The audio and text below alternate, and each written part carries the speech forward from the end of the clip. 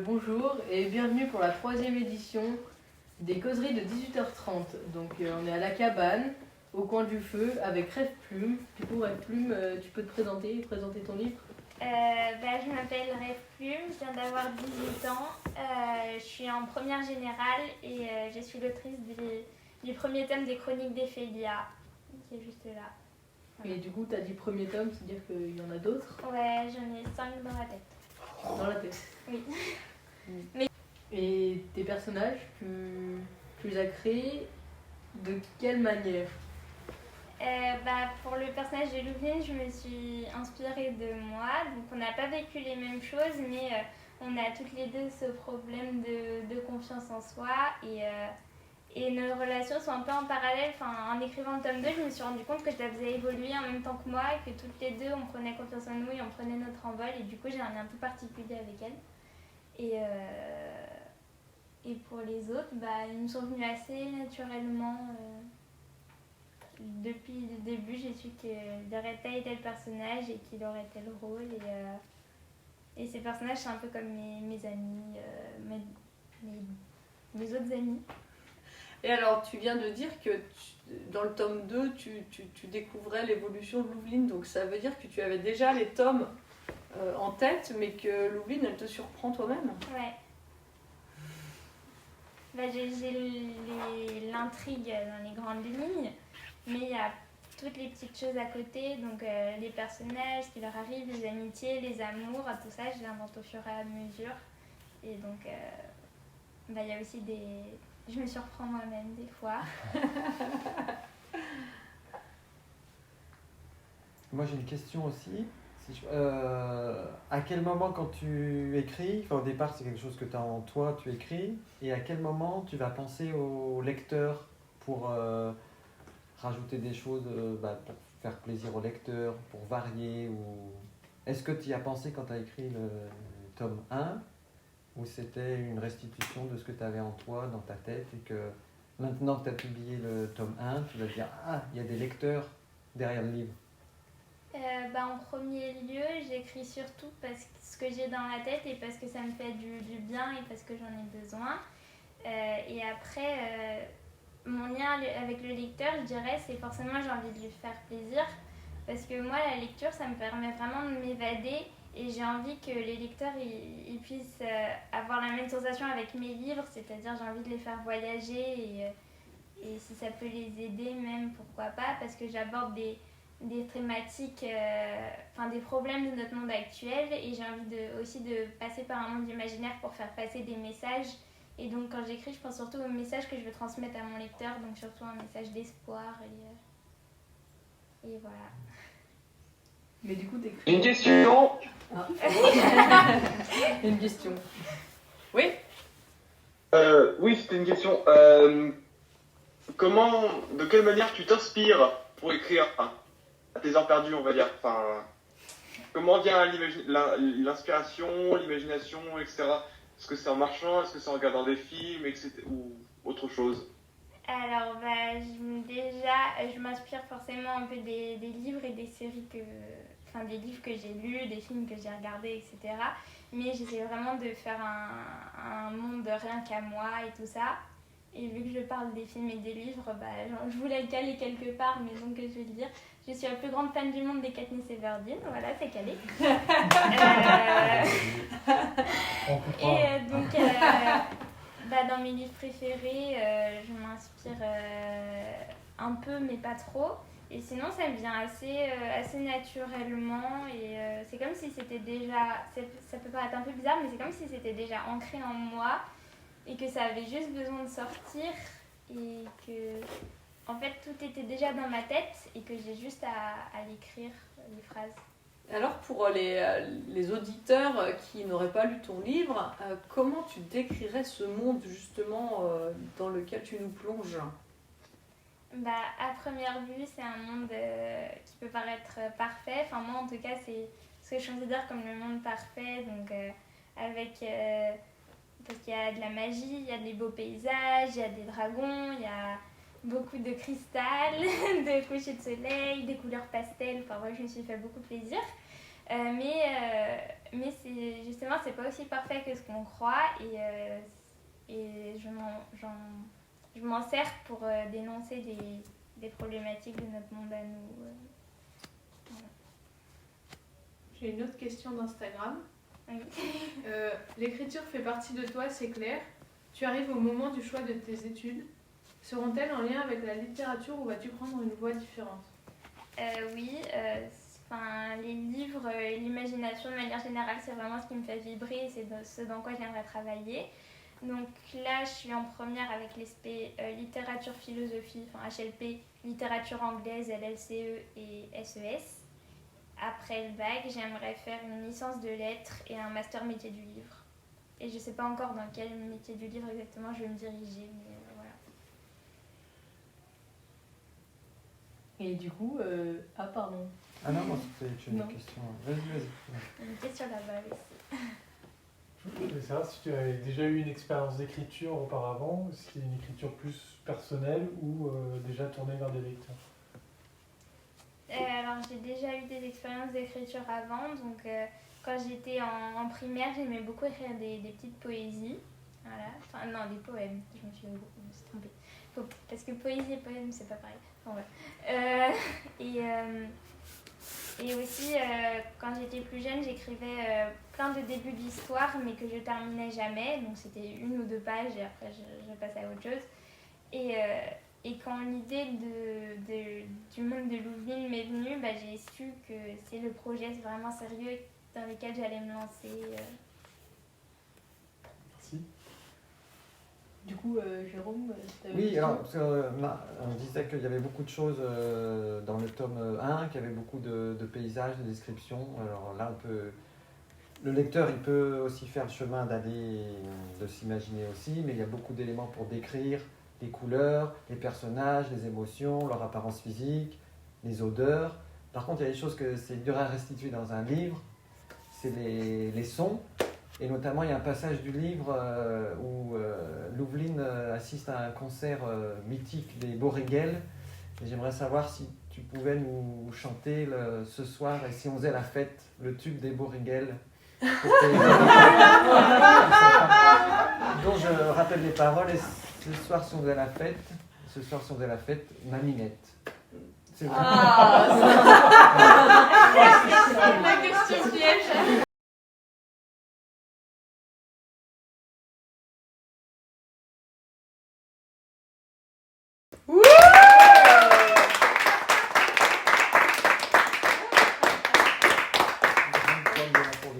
Merci, Reflin. Magnifique. On est bien au coin Merci du beaucoup. feu hein, Ouais. pour chanter. Il manque juste Super. une guitare.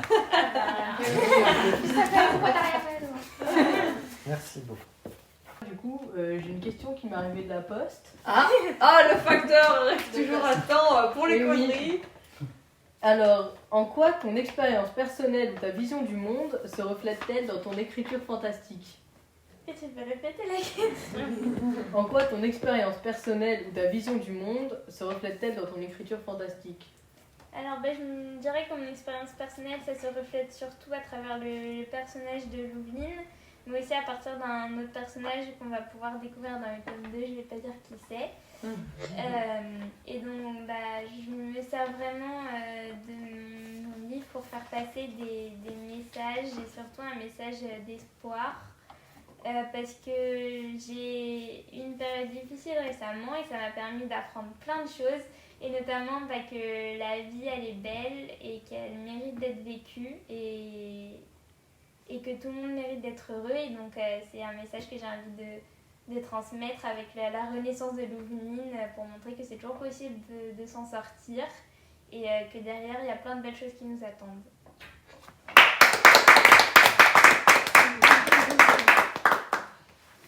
Est-ce que pendant cette période, justement, ton écriture t'a permis d'évader, je sais pas? Ouais, je dirais autant la lecture que l'écriture, peut-être plus la lecture, mais oui, l'écriture, ça m'a fait du bien. J'écrivais pas tellement, mais quand j'écrivais, ça me faisait vraiment du bien. Ok. Vous avez peut-être des questions? Est-ce que dans le... Ah. Il y a une question... Oui, Nous, Oui.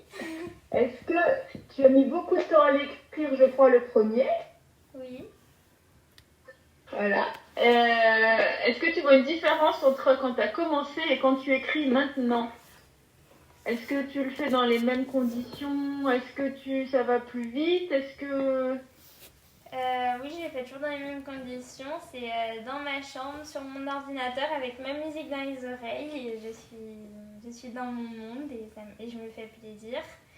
Et du coup, ma manière d'écrire a pas tellement... Enfin, la face...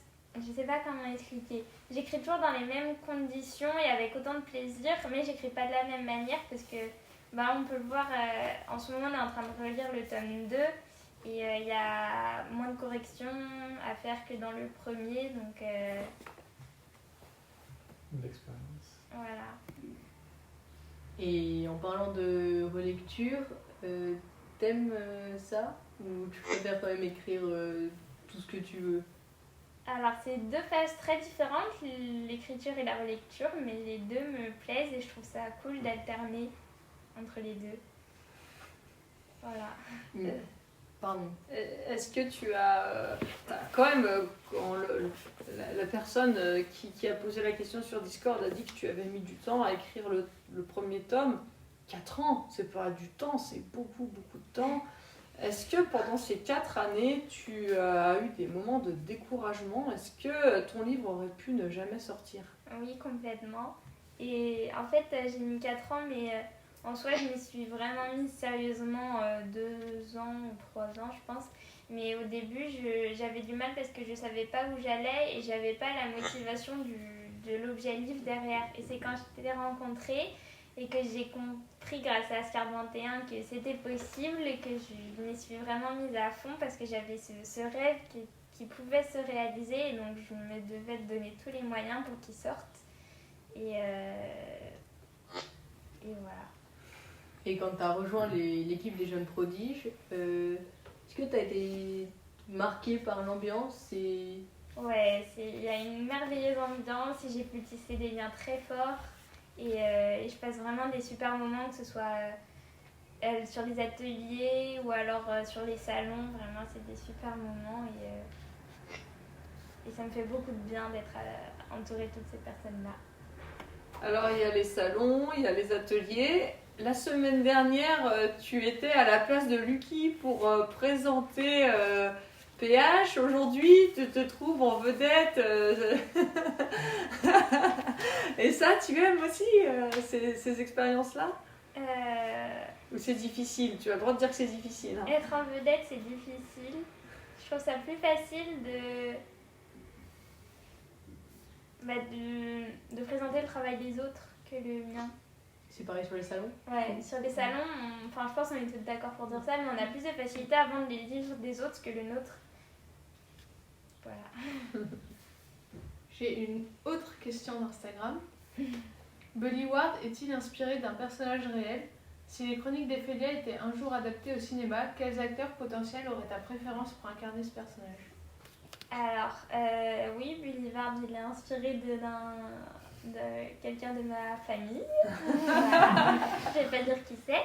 Et pour les acteurs, en fait, alors déjà, ce serait maintenant que le livre est sorti, ce serait vraiment un rêve incroyable que ce soit adapté au cinéma. J'y crois pas du tout, mais j'aime bien la question. Et j'aimerais donner leur chance. Enfin, il y a plein d'acteurs que je connais et j'adorerais les voir représenter les personnages. Mais j'aimerais surtout donner une chance à des nouveaux acteurs qui ne sont pas encore connus pour qu'ils puissent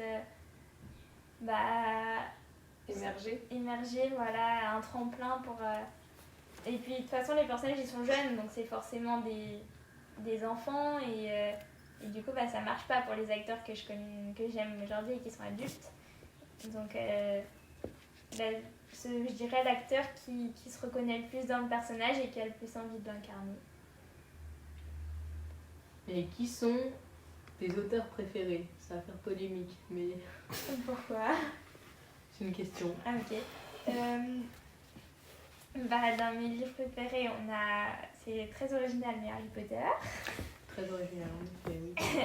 Après, il y a Gardien des cités perdues de Shannon Messenger. Donc ça, c'est surtout pour les fantastiques. Et sinon, en science-fiction, il y a Divergente de Véronica Roth, Le labyrinthe de James Dashner et Hunger Games. J'adore Hunger Games. De Susan Collins. Moi j'ai une question aussi. Je peux Oui, oui. Oui. Non, t'as pas le droit. Alors, non, c'est une question particulière de fan de ton livre. J'ai une question et si la réponse est non, j'ai pas envie de le savoir. Ma question est la suivante. Est-ce que Madame Porcebul sera bien présente dans le tome 2 ? Elle sera mentionnée, mais pas présente.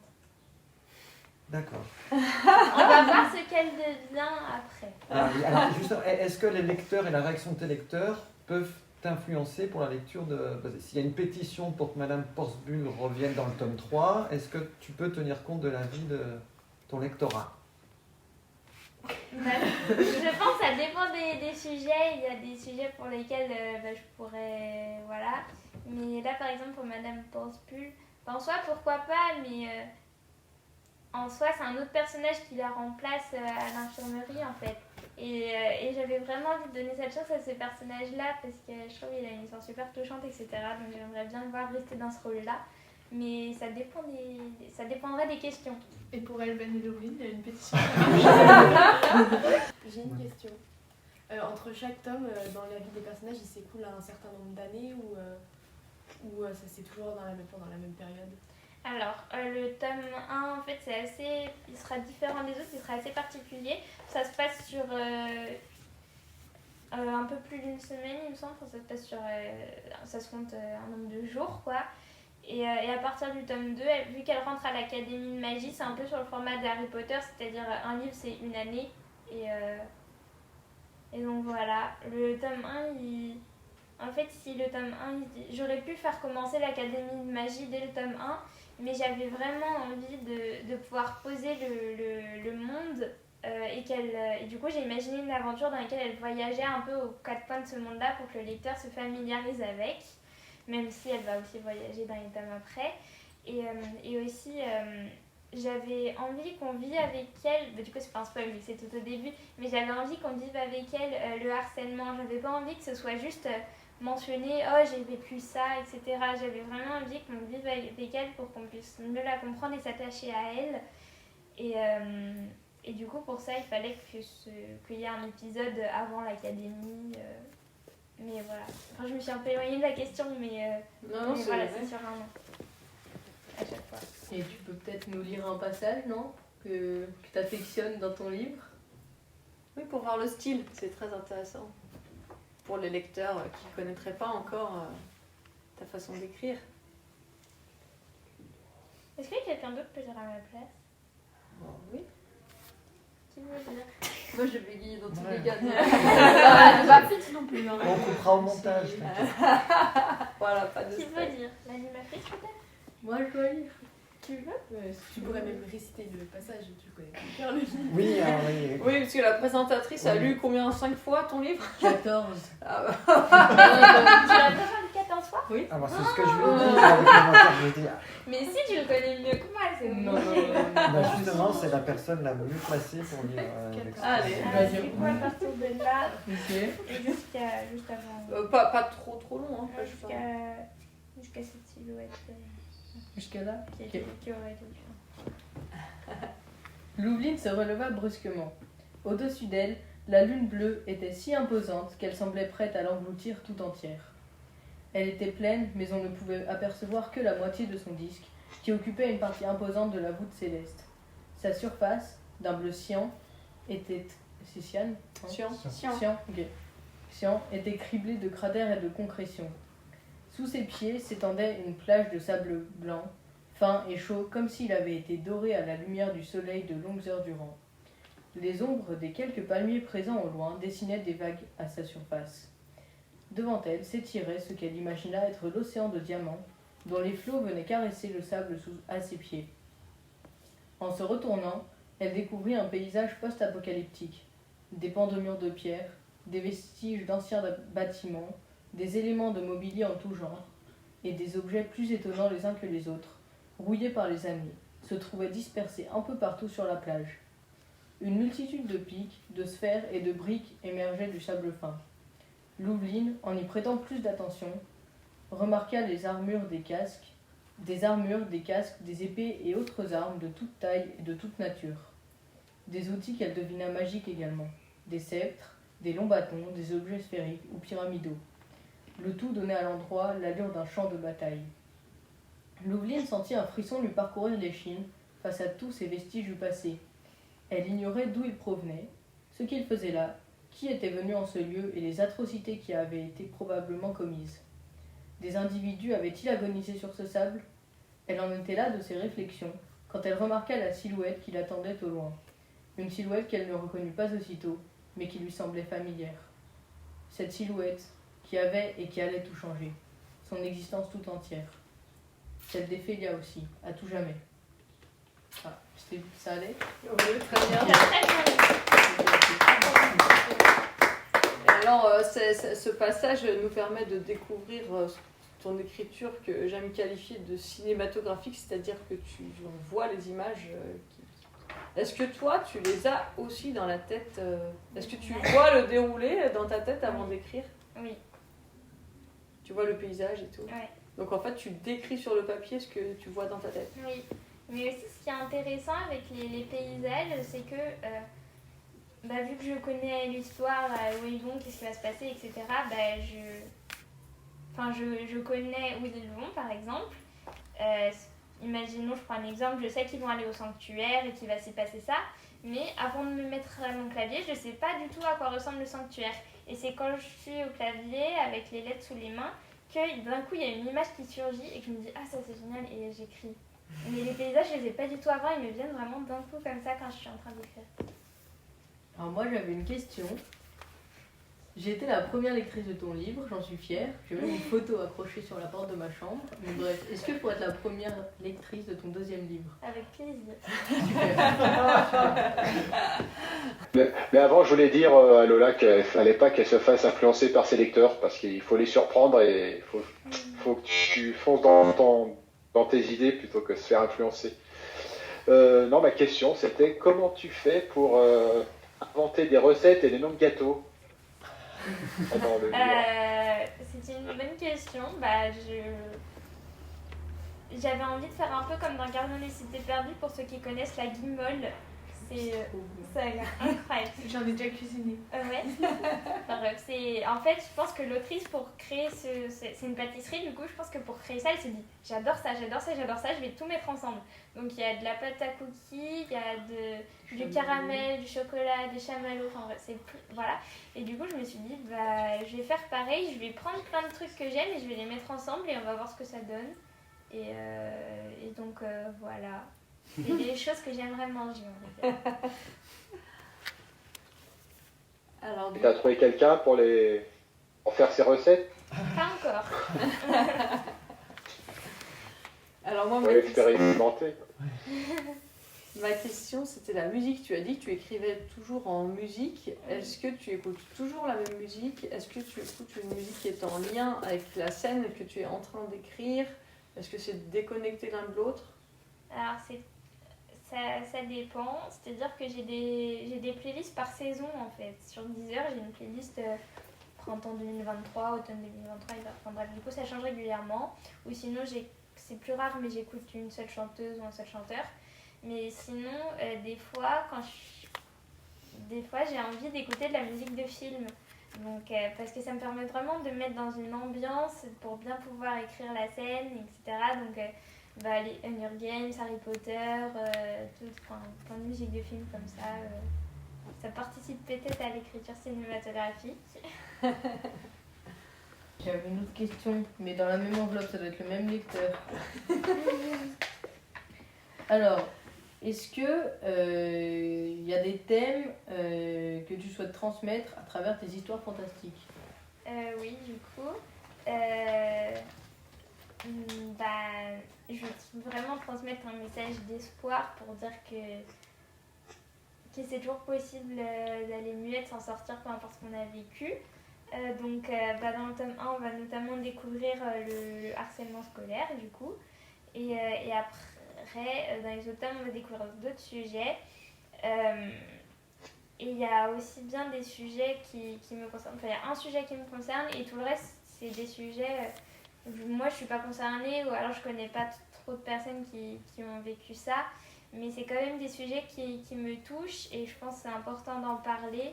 Donc, on va pas. J'ai pas envie de spoiler en fait. Mais On en reste là. vous découvrirez tout ça. Oui. Voilà. Avec plaisir. Il y a une relation complexe dans le livre entre Émilou et Louvline. Est-ce que toi, en tant que personne, du coup, tu as l'impression qu'être ami, c'est une qualité, on va dire, qui doit répondre à certains critères, parce que finalement, Émilou estime qu'elle n'est pas une bonne amie. On peut être une mauvaise amie, tu penses? Je pense pas. Enfin, à partir du moment où il y a le mot ami, ça veut forcément dire que c'est une personne qui compte pour nous. Et pour moi, il n'y a pas vraiment de définition de l'amitié, si ce n'est qu'on aime passer du temps avec cette personne. Et si c'est pas le cas, à mon avis, c'est pas un ami, tout simplement. Donc Émilou n'a pas la même conception que toi de Voilà. l'amitié. Je voulais savoir si l'accueil des lecteurs, la rencontre avec ton lectorat, c'était quelque chose d'important pour toi. Est-ce que tu as eu des bonnes expériences, des mauvaises expériences? Pour l'instant, j'ai eu que des bonnes expériences. Et ça me fait vraiment plaisir parce que si j'écris, déjà c'est parce que ça me fait plaisir, mais c'est aussi pour procurer du plaisir aux autres. Et donc ça me tient à cœur de pouvoir transmettre mes histoires, etc. Et c'est une chance merveilleuse que d'être tombée sur Marion et que ses rêves soient réalité. Et du coup, j'ai un exemple d'expérience avec mon lectorat qui m'a particulièrement touchée. C'est une personne, j'avais cru qu'elle devait être là aujourd'hui, mais je sais pas, elle a peut-être eu un empêchement ou quoi.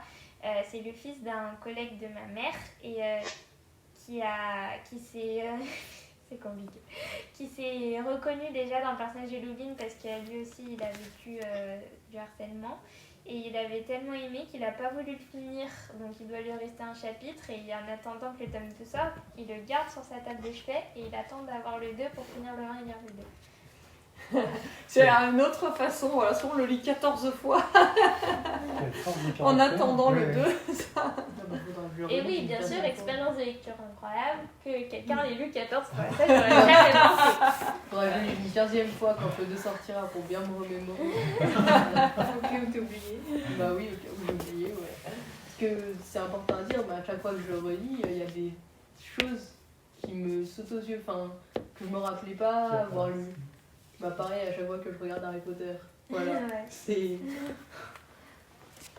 D'ailleurs, en écoutant la chanson tout à l'heure, je me dis que elle était peut-être pas là par hasard, cette chanson. Voilà, on fait pas attention en lisant le 1 et puis... Oui. C'était calculé la chanson. Voilà, la chanson était tout à fait calculée, j'ai l'impression, en commençant à me plonger tout doucement dans le tome 2, qu'il y aura des répercussions. Voilà. Un mot de la fin. Va vous proposer un mot de la fin. Voilà. Vous êtes merveilleux, croyez en vous et croyez en vos rêves.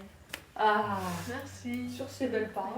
Sur ces belles paroles, on vous dit au jeudi 2 mai à 18h30 pour les causeries de SCARD 21. Merci à vous. Merci.